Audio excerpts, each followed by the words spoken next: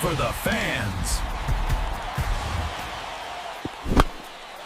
The glory for the pinstripes. Hey, Yanks Nation. Welcome to Yankees Fan Central, your #1 news channel for everything about the Bronx Bombers. I'm your source here, bringing you the hottest info straight from the inside track. Today is November 15th, 2025, and the hot stove is officially burning. I just got back from covering the GM meetings, and listen, the chatter I had with rival execs and agents is clear. The AL East is going to be an absolute battlefield in 2026, maybe the most competitive I've ever seen it in my entire career covering this sport. The heat is on Brian Cashman and the evil empire to answer, because our rivals are not sleeping. The biggest news shaking up the division isn't coming out of the Bronx, but from Toronto. The Blue Jays are suddenly the league's juggernaut. Think about this. They finished dead last in 2024, and now after a magical 2025 season, they look capable of dominating this division for years. I've spoken to people close to their organization. The players love Toronto. GM Ross Atkins was vocal about how the city is exceptionally attractive to players. It's no wonder they're not only favored to re-sign Bo Bichette, but they're also being eyed as a potential landing spot for names like Kyle Tucker or top-end arms like Framber Valdez and Ranger Suarez. They have the swagger and the talent to back it up, and they are scaring the daylights out of the rest of baseball. And it ain't just Toronto. Down in Baltimore, the talk is about investment. The Orioles aren't with the AL East IT #1 for the Yankees.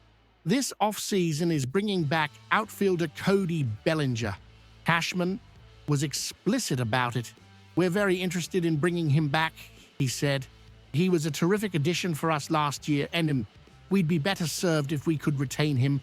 Bellinger is going to have a lot of choices, but the Yanks are front and center. However, if he doesn't come back, Cashman assured me they'll have to look at alternative ways to fill it. But the needs don't stop there. The starting rotation is a critical concern. I'm hearing that 3 of our starters are expected to open the 2026 season on the injured list. That is a massive hole. The Yankees must sign at least one more frontline starter, a guy who can come in and stabilize the ship. On top of that, the bullpen is getting hit by free agency with 4 relievers hitting the market.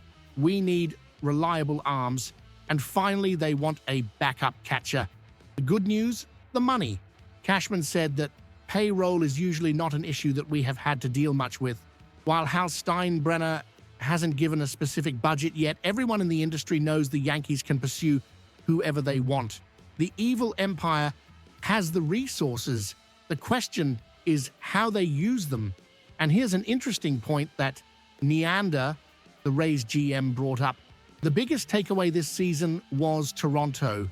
The Blue Jays went from last to first on the back of a lot of improvement from players they had in 2024. It's a reminder, he said, that you don't just need to go outside, you have to maximize the group you have. The Yanks need their core guys to play to their potential on top of the free agent additions. 2026 is going to be more powerful and competitive than ever. Here's the bottom line. The AL East is a powder keg, and the pinstripes are sitting on it with 2 urgent needs: Cody Bellinger and frontline pitching. The strategic question I'm posing to you, Yanks Nation, is this.